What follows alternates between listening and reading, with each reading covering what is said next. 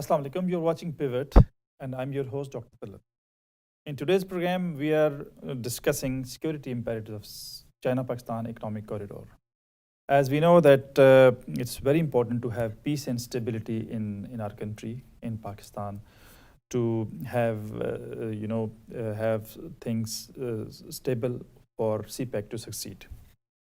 When CPEC started in 2014, the situation in our country was not so peaceful. So there were a couple of terrorist attacks and incidences that created a kind of instability environment in our country. So from 2014 till today, there is a decrease in number of instances that created instability in Pakistan. So that's a good sign that we can have peace and stability for our mega project like CPEC to succeed. So it is imperative for all the stakeholders in our country. It is imperative for all the institutions in the country to keep the situation, have it further improved in future, so that CPEC projects succeed. And with the success of CPEC is the success of our country. Since we pin great hopes to this project, we pin hopes to CPEC for connectivity and prosperity of our country. So this is very important to know various imperatives of security imperatives of CPEC. And for discussion on the topic, we have with us Mr. Yasser Janjua, who is a security consultant and has worked in international organizations for a long time. And we'll discuss issues of CPEC security with him. Welcome, sir.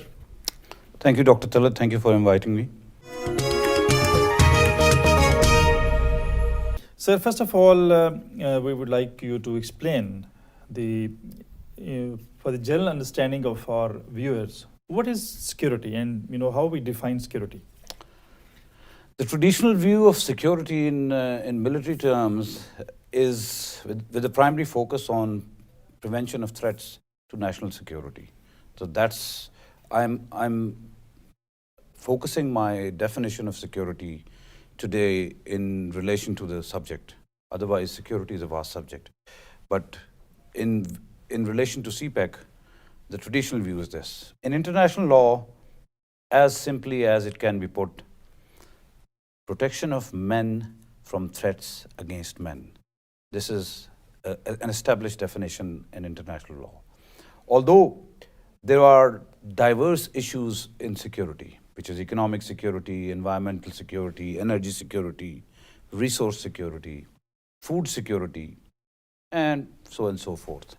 But primarily, in national security perspective, it's the protection of national interests. So that's what we call security, as you say so.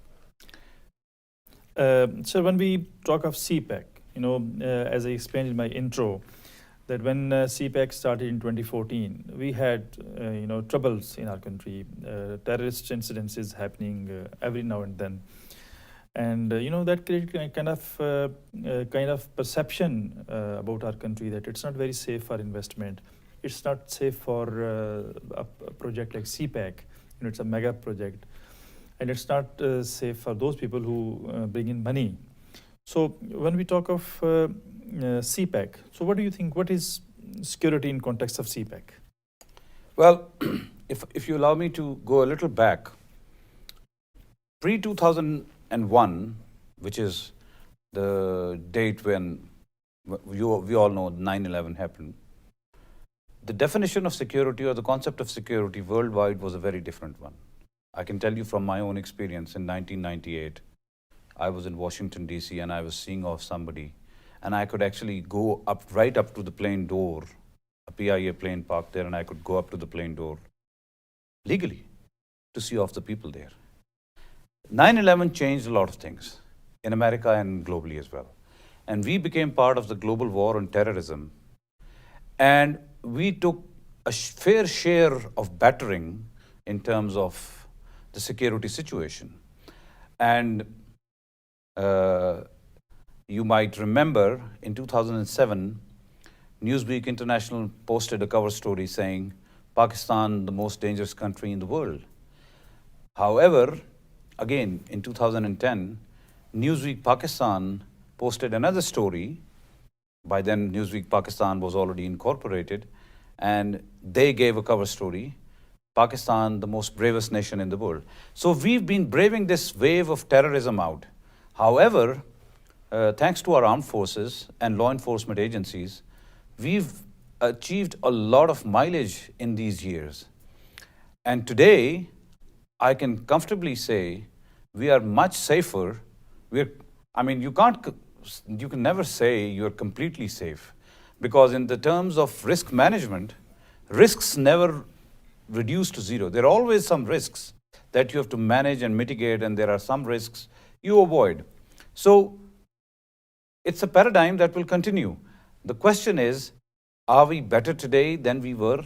Yes, we are. And when we talk further, we will talk about numbers that I tell you. So Pakistan is much better today. Again, going back a few years ago, almost a decade ago, I was sitting with some friends, expat friends who were visiting Pakistan. This was just one day before the Marriott bombing. And I was actually telling them, because one night before, they were walking in the streets of Islamabad. They went to the supermarket. And this was still after 9/11. So things were not all that bad. When you can say after 2009, this became a very, very speedy wave of terrorism. And Pakistan got engulfed into this. And then you know the events of the killing of Osama bin Laden. However, again, as I said, thanks to the law enforcement agencies and armed forces, we've achieved a lot of mileage since then. And today we are, and you can see the tangible results. Sri Lankan cricket team has visited a few weeks ago. That is a clear indication. Whereas in 2009, the same Sri Lankan team was attacked. There is a long story and there is history. Why was that attacked and who was behind that? We all know that. There was some external forces who were trying to destabilize Pakistan or create an impression, as you're saying, that Pakistan is not worth investing into. However, thanks to our Chinese friends, that they trusted us and they made sure that this CPEC project is not only visualized, conceptualized, but actually executed. And that's where we are right now. So when we talk of security in the context of CPEC, so we are much comfortable than before. Oh, yes. And it was not, it's a collective effort. If the government of Pakistan alone would want to give them the assurances, that was not possible. The reality on ground is there is a buy-in from the armed forces of Pakistan who are providing the guarantees to make sure that CPEC remains a very, very viable project. And you know, that's why the Pakistan Army or the armed forces have raised a division, which is now more than 16,000 people. And that is a dedicated division, special security division, whose responsibility is only protecting CPEC. Right, we will talk about that special arrangements that we made for security. Just, when we talk of security situation from 2014 to 2019, so we actually create a hopeful, environment. It's an environment which or a perception which says that look, in 2014 we had a bad situation, but it has increasingly improved, and in 2019 we are much better than before. So what is your analysis? Is it right to say that we are now, from security point of view, it's a much better Pakistan than it was in 2014? If you allow me, before I go into the numbers or the details of answering this question, I'd like to take you back a little bit so that this is understood well and proper. Whenever we talk of security, the basic thing to understand, and most people who claim to be security practitioners, unfortunately, pardon me if I'm trying to blame somebody, do not understand the real concept. The security, you always look at risks and threats. And many people do not differentiate or do not exactly know what is the risk and what is the threat. So that is the underlying thing. And the whole issue of protection or making sure, if you don't know your risks and threats, you can't really mitigate them. So that's why the understanding for that is very important. And I mean, if I can very simply put, so that the conversation will revolve around risks and threats, and that's why we are trying to talk about. I mean, the action that has or that indicates the potential to harm, that is called threat. Whereas the risk is potential or the magnitude of that harm. So these are the two definitions which revolved around how we manage our security paradigm. Now, coming over, and then I'll not go into more details because this is not an academic discussion, but I have some data with me. You talked about 2014 to 2019. I'll just give you quickly the stats. We have the numbers now for 2018. Obviously, 19 is still not close, so the numbers are not final yet.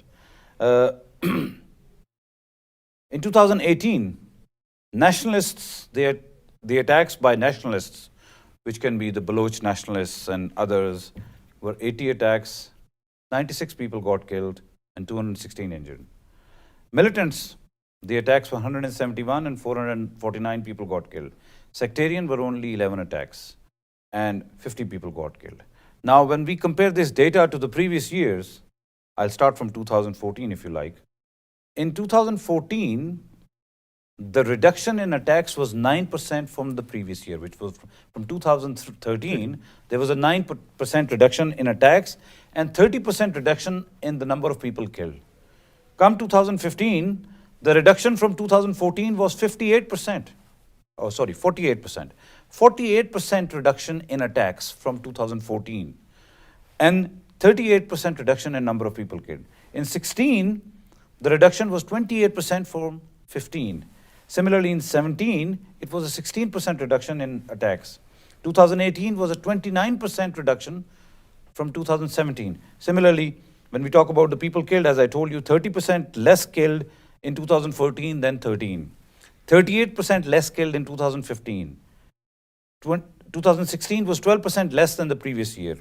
17 was 10% less than the previous year. And 2018 is 27% less than the previous year. So when we come at 2018, we see 29% attacks was less and 27% less killed, which is very heartening. Although we mourn the loss, we are sorry for the loss of the people who lost their lives, like I told you, about 500 some people. But this is a lot less than a decade ago, where the number went into thousands. So in terms of CPEC, or for people who are having their focus on CPEC, this is the heartening news for Pakistan and the rest of the world, that we are much safer than we were in 2014. Okay, I'm being asked to take a short break here. Sure. We'll be back after a short break. Welcome back. We were discussing about security of CPEC, and we have with us a very eminent security consultant, Mr. Yasin Jua. Sir, I would just like to know for the viewers that do we need special security arrangements for CPEC? Oh yes, you more than I do. You're a doctor, specialist in the subject. Pakistan is located at a place, is the most geographically sensitive and prominent place probably in the world. We have China on one side, India on the other, we have Afghanistan, we have Iran, and then we are sitting at the mouth of the Persian Gulf, where it leads to the Middle East and the Gulf states. There are countries in the region who have a lot of interest, positive or negative, towards this. Some of them do not want this to be developed, and there are more than one countries. I do not want to go into the details because that's a question of diplomacy, but they would want to make sure this doesn't fly. One of the countries would probably not want it because Pakistan will be economically better off. Other countries would not want it to be successful because their success will be impeded, because if CPEC is becoming successful, Gwadar would become successful. So it was imperative and in national interest, the government of Pakistan, successive governments, regardless of which government was there, and the Pakistan Armed Forces, they agreed that this is paramount to our success. So that's why special security arrangements were made, because this ensures national security. This will improve our national economy. So it's our national goal.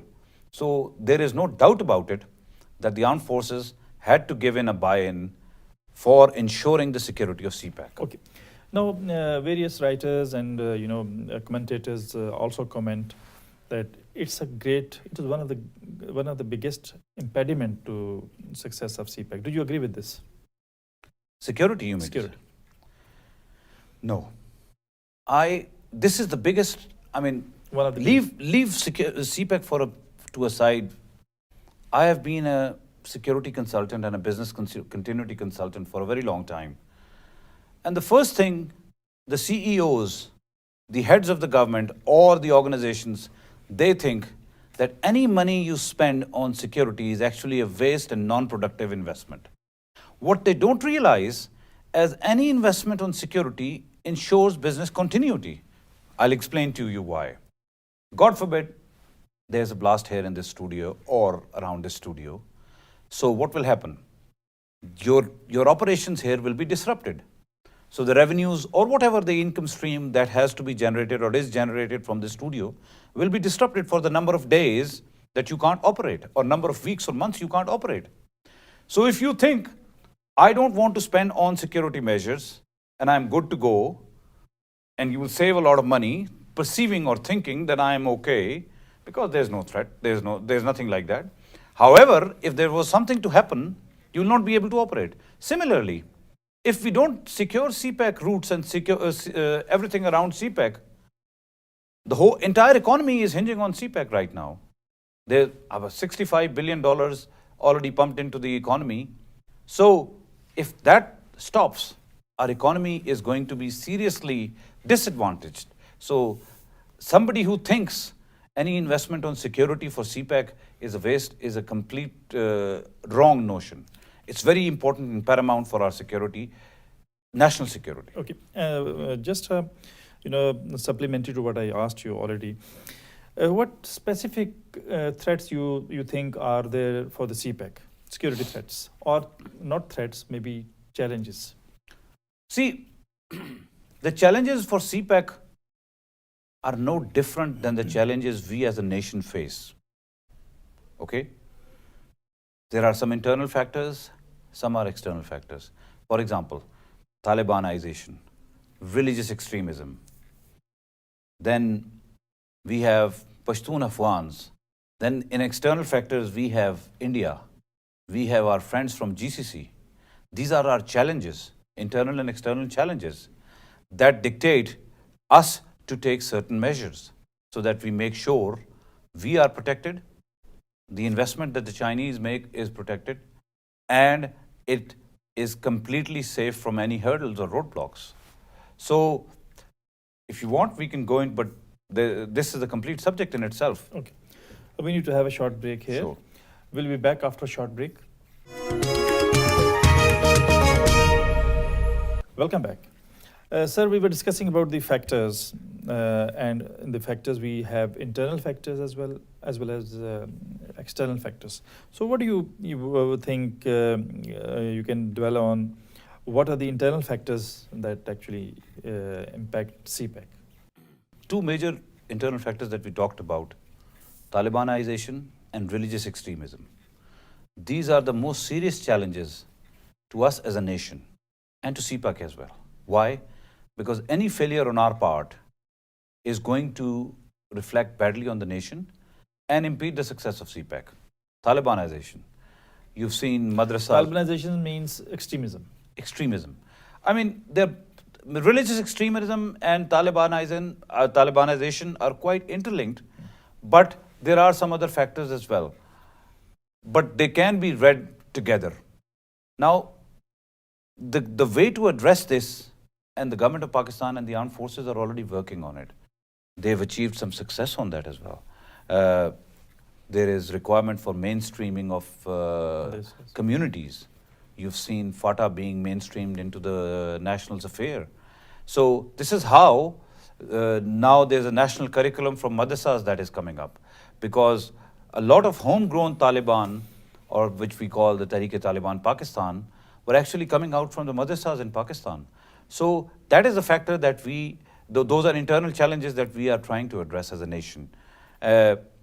Similarly, these are the factors which we have control over or we can work on. The external factors, we do not have much control because they are in the hands of another country. For example, India. As you know, India would want to undermine any day the CPEC, because one of the claims they make is because they claim, well, inverted commas, they claim the CPEC route is passing through Indian territory, which is Pakistan occupied Kashmir in their words, which is Azad Jammu and Kashmir or the northern areas, which is completely wrong. And also, they want to undermine this because they know if Pakistan is going to be economically strong, Pakistan will pose an even potent threat to them. That's why they want to undermine this. Similarly, our friends in the GCC, we all know Gwadar is a deep sea port at the mouth of Strait of Hormuz and the shortest possible route from Central Asia and China into the Persian Gulf and onwards into the Middle East and to Europe. So, if Gwadar becomes successful or viable, then what happens about Jabal Ali and other ports in the region? So, those people would not have an interest in Gwadar becoming successful. So, these are the challenges that we are trying to work. And our government and our armed forces have taken certain measures, like, for example, Gwadar now, Pakistan Navy has reinforced its maritime security capability specifically for Gwadar. Previously, they used to be at other stations. Okay, that was my next question, as a matter of fact. Sure. When we know there are internal factors, there are internal elements that are trying to destabilize the mega project, and we understand there's a regional politics and global politics, of course, which is in fact undermining this this project and ultimately China-Pakistan relations also. So how to with regards to specifically speaking about CPEC, how to strategize this security? How to what strategies we can have to address the issue? Okay, this is very, very important for us as a nation, that our goals and objectives should be set straight. Our strategies should be straight. Some work has been done in the past, but I think in the last few years, there's been a great deal of understanding that this is where we need to address this. And one of the most important thing is mainstreaming of communities. The strategy for us for handling the internal challenges is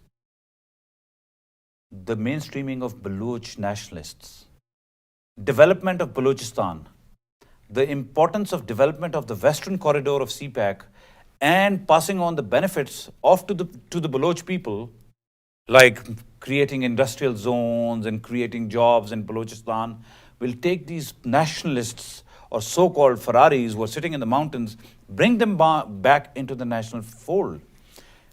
Similarly, we have done great amount of work in FATA, where we have mainstreamed FATA into the national focus. So these are the kind of things which are our strategies, where we have started working on them. We have worked some of them successfully, like for FATA. Baloch work is still something that we have not yet achieved the mileage which we would have wanted. But I think there is now an understanding that we need to focus on Balochistan vis-a-vis CPEC. Okay.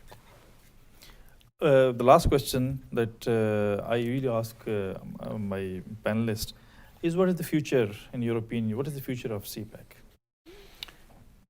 It's a no-brainer that CPEC is a game changer.